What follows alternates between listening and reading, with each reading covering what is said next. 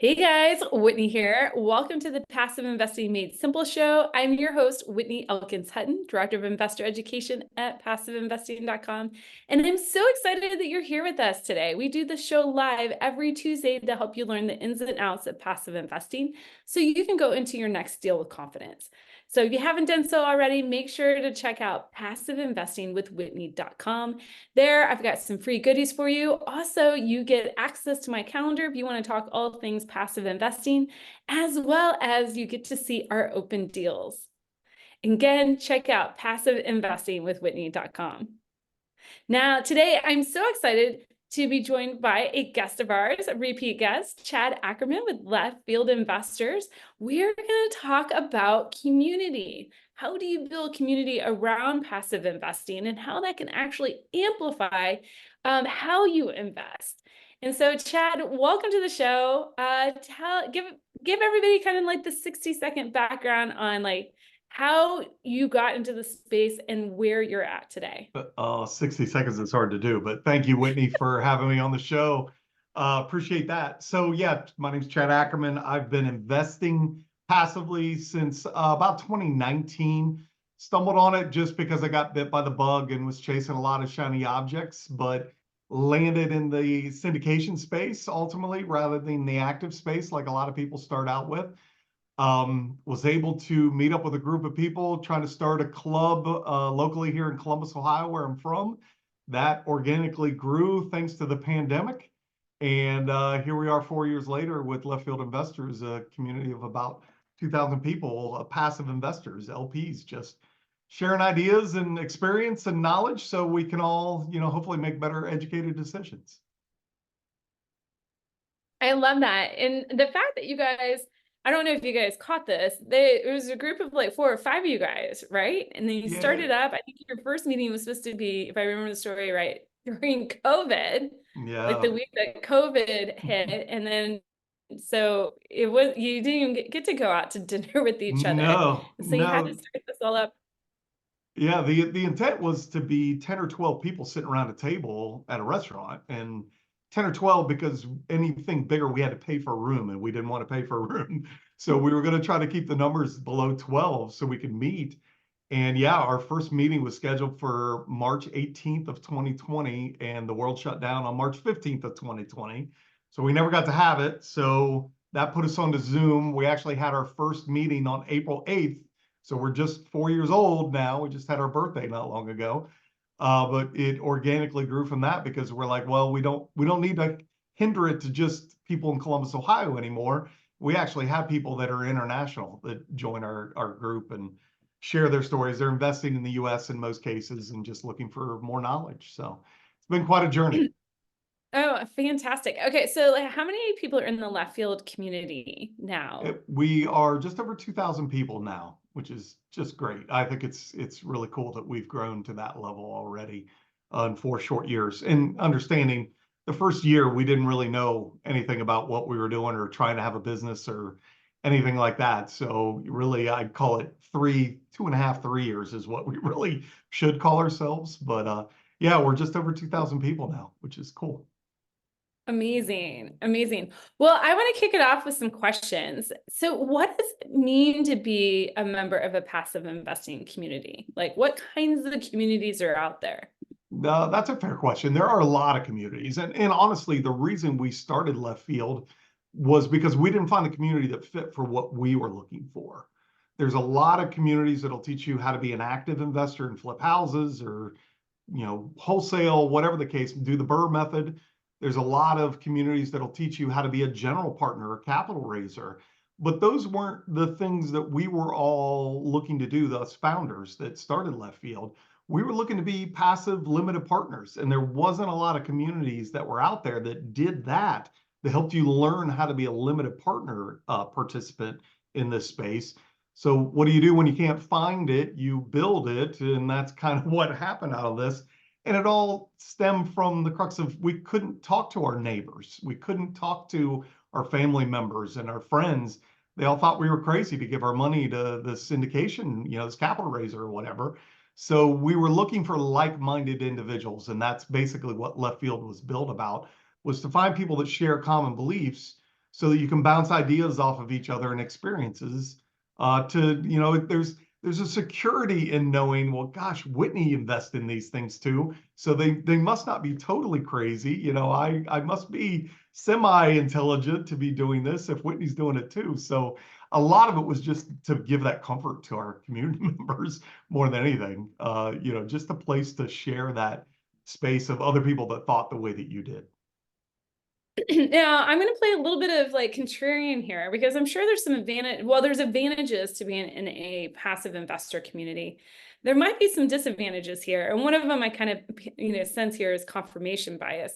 Guys, full disclosure, I am a member of at least 3, if not 4 passive investing groups. So I'm not like trying to knock them in any fashion here, but Chad, walk us through some of the advantages and disadvantages, and maybe they're not necessarily disadvantages, but what should somebody expect, and like kind of how do they filter through the noise? Yeah, I think the biggest disadvantage, I'll start with that, to me, is running into the group think kind of process of the risk of somebody not doing their own due diligence. Everybody should do their own due diligence. We tell our members, yes, you're a passive investor, but you need to be active at it. So you need to understand deals. You need to understand operators that you're getting involved with. Don't just go with, wow, there's a lot of chatter around this one deal, so I think I'll get in too. That's too risky, that's not what we built the community to be. It's not about advice. It's about being able to bounce ideas off of people and see if others agree with your mentality, your strategy and so forth. That's the biggest fear I have with community members. And the bigger we grow, the more I fear about that group think mentality being an issue. But the positive side is I now, and we highly encourage people to join multiple communities because it's just that many more opinions you're going to hear. And that's what this is all about, is not just thinking for yourself and taking action on things that you've done on your own and not just trusting 1 or 2 other people. You can go to a community and share ideas and get feedback from several people so that you're more prepared, hopefully. Doesn't mean we're always right. The group could be wrong, and we have examples of that. But you're not the only one that thought it was a good idea to get into, if you will. But one of the other benefits that's grown from our community as we grew and started having operators come to us with deal flow, we get that purchase power. We get to move up the capital stack in some of our deals because they'll aggregate the money. We don't co-invest. We aren't capital raisers ourselves. So people are investing directly with operators, but they're using the left field name in many cases that allows them to get benefits of kind of the larger investment than them doing their $50,000 minimums to get in and that kind of thing too. Mm-hmm. Well, and I can also see that, being an opportunity for investors to kind of test the water because they could maybe come together and pool a $50,000 or $100,000 investment if they're really wanting to kind of test a new operator or a new market. Like I remember when our express car washes came online here over almost 2.5 years ago. I mean, some people were like, "Ooh, this sounds great, but I don't really know quite yet. Like, can I put in 10K?" I'm like, you can if you could pool with other investors and create an LLC or something like that. Yeah, no, I'll give a plug to a partner company that we work with called TribeVest. They help us do a lot of that. We offer an open tribe with any deal that we put on our platform that allows people that want to kick the tires, get in for lower minimums maybe, or some other benefits sometimes. It allows them another opportunity to test the waters. I think those tribes are great for new investors that are just starting out too, so they don't have to write that big check and they could go with other people. But I also found a benefit of using a tribe when I was at the end of my capital for the time being. That at the time, my goal was to meet as many operators as I could. I was down to 30 grand left, which by myself, I could probably get into one deal. But I was able to group invest with some other people, and we got into 6 deals, and I met 6 operators instead of 1. So I think there's a lot of value in that group investing too. The community helps with that for sure. And you can find all kinds of things. It can be educational, that you get in with a veteran that can explain the process and help you get used to it. Or you can do it for, friends and family. I have my children in a tribe that are teenagers that it allows them to start learning this and invest with them so that they can get educated in it and be a heck of a lot smarter than dad was about all this, hopefully, that will help them down the road. So I think there's a lot of advantages to that tribe mentality, if you will, too. Awesome. And I love the fact that you said you're pulling your kids into this. My daughter just mentioned to me a couple weeks ago, her new profession that she wants to, pursue right now is acting. I was like, you can do that. She was like, really? And I'm like, as long as you're an investor, as long as you learn Have a to backup invest. plan. Yeah, there you go. That's good. Yeah, I had somebody I was talking to, was kind of a mentor of mine, about the whole getting the kids involved. And I said, well, I'll wait until they're out of college and I'll start pulling them in. And they're like, well, why wait?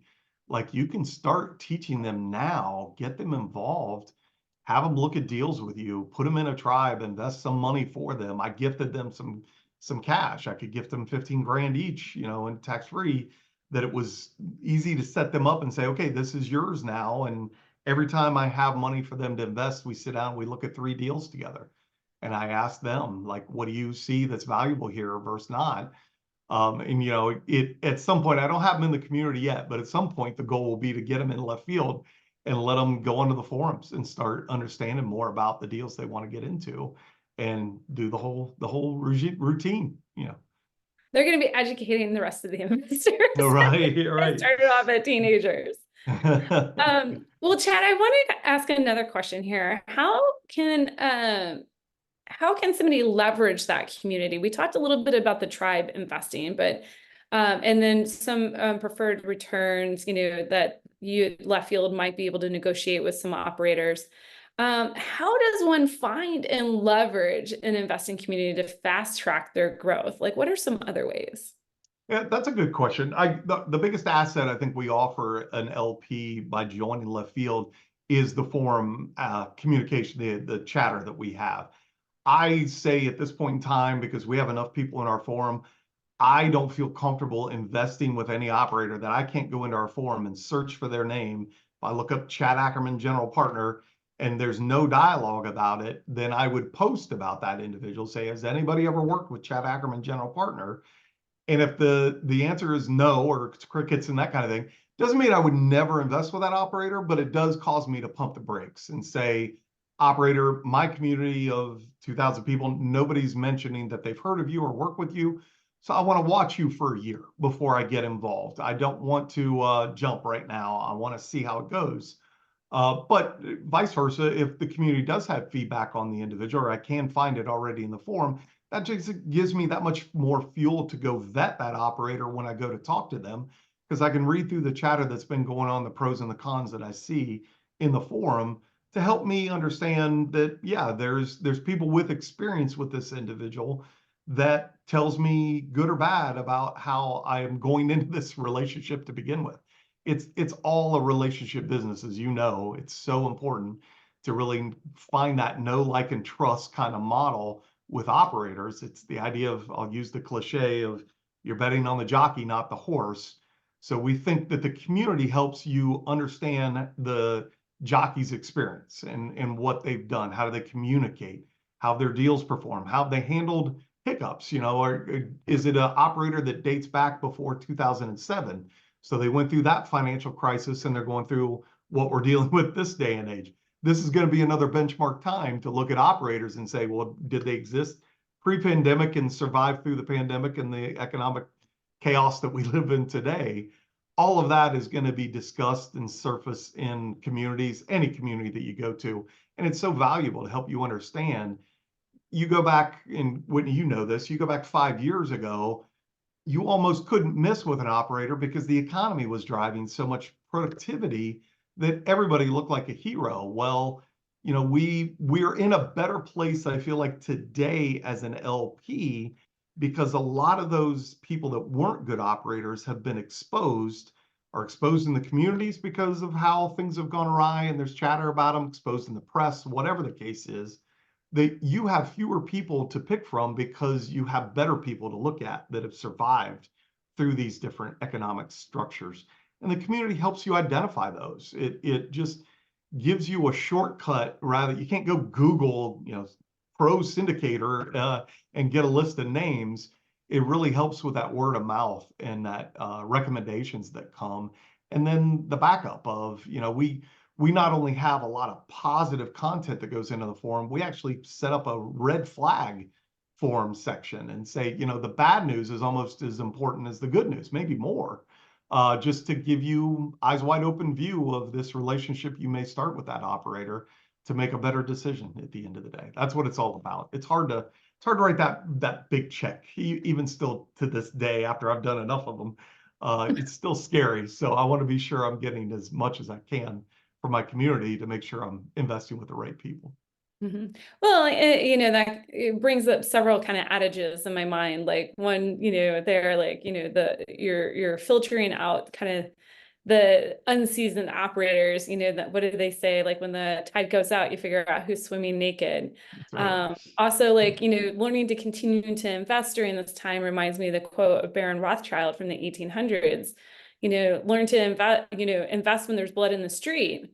And the second half of that quote that never, ever gets printed is even when the blood's your own, right? So to me, like it's, just reading the full writing of where that came from is, yeah, even if you, it's not a matter of when you go into a passive deal in my mind. And I bring this experience from having invested in over 35 single family rentals, owning a multifamily building. It's not a matter of when if you're going to get that eviction, it's a matter of when.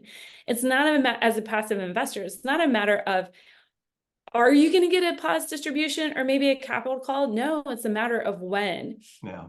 So that leads me into my next question, Chad. Like, in the past, like 18 to 24 months, how does a community like Left Field Investors help newer investors or maybe even seasoned investors who've never seen this situation navigate these environment of pause distributions, cap rates, compressed cash flow, and capital calls, especially when just 5 years ago, we didn't see much of that. Like, how do you help them reset expectations? No, I think that's a great question. I think that's been the biggest learning curve that's been going on the past 2 or 3 years. There is needed to be almost a re-education of the LP. There needed to be expectation settings kind of lowered and that kind of thing. But for instance, when capital calls first started coming out and people started seeing them, there was all kind of uproar in the community of, oh my gosh, I can't believe it, but this individual is coming to me with a capital call, and everybody was up in arms. And it took some coaching to say, well, look, hey, they're protecting your investment by doing this. It doesn't feel great to have to go through this, but potentially that's the best thing that could be happening to this investment, or you may lose it all. So we shouldn't be discouraged by it necessarily, but understand they're trying to help save your money, save your investment. And now you'll have a bigger investment in there that might be a bigger return down the road call. So it was this little bit of re-education that went on about understanding what the purpose of these capital calls really were. It depended on the scenario. Sometimes it was just poorly run strategy and that was bad. Sometimes it was, no, I need to do this and this will get us over the hump and we'll be fine. So it really taught people to pause about their reaction and dig into the why. And that's what the community really helped vet out, in my mind, what I saw. There was a lot of chatter around this and understanding which ones were having it. And then you heard other people were in the same boat. So that was a little bit of comfort level for you there. But then it was, well, each of them had their conversations with the operator. Well, share what you learned and let's get to what the ultimate story is here. It really helped kind of curtail some of that angst over the capital calls and understand the reasons why and understand if it was a good or bad scenario. And, sometimes it was bad. We've had people lose money. By all means, it's going on in the economy right now. But in other cases, it was like, no, this person's doing it for the right reason. And that's going to make them a more solid operator for future use, that, hey, they understand that sometimes you got to pivot and make adjustments. And sometimes it takes more capital.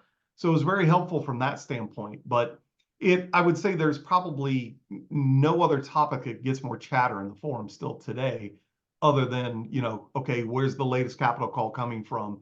And how did that really impact the investment? Was it because of poorly run strategy, or was it for some other reason? Which really kind of gives a better understanding of that operator's process which again leads to understanding better whether to invest with them going forward or not. And it's all over the board. There's operators aren't perfect. There are things that come up that hopefully they plan for, but sometimes they don't have it all. Who had global pandemic in their risk factors when they were running through 2020? So it's trying to minimize your risk and your issues that you might have by understanding which operators handled all of this better and we're thinking of interest rates jumping through the roof or insurance costs going sky high as well. So that then better. Like I said, it's easier to pick those operators going forward now because you've seen who managed this well and prepared for it. I love your philosophy on that because I take a similar stance, especially, when I talk to limited partners and, nervous investors. And they're worried about what's happened in the past. And I'm like, I get that, but if the operator that you're looking at hasn't learned from the past, absolutely don't invest with them. But if they have learned in the past and they've adjusted their operations moving forward, you should be mitigated for what's happened in the past almost. And so it's kind of, I think, put people in a better position. If they're asking these questions as far as like, okay, what happens like if rents go down or interest rates go up, or do you have ample reserves in place? Have you strategically stress tested your insurance rates and your tax rates, so hopefully all that's been accounted for. I mean, I'm crossing my fingers that Colorado doesn't pass another law that, raises our insurance by almost 40%. Or I'm sorry, our taxes. That was painful last year. So Exactly. No, it's stuff. And this is what I like about, again, in the community, there's chatter, there's economic chatter of, well, gosh, oil prices are going up. How's that going to impact my investments? And, trying to get materials to my sites to do the rehab work that they need to be done or whatever the case.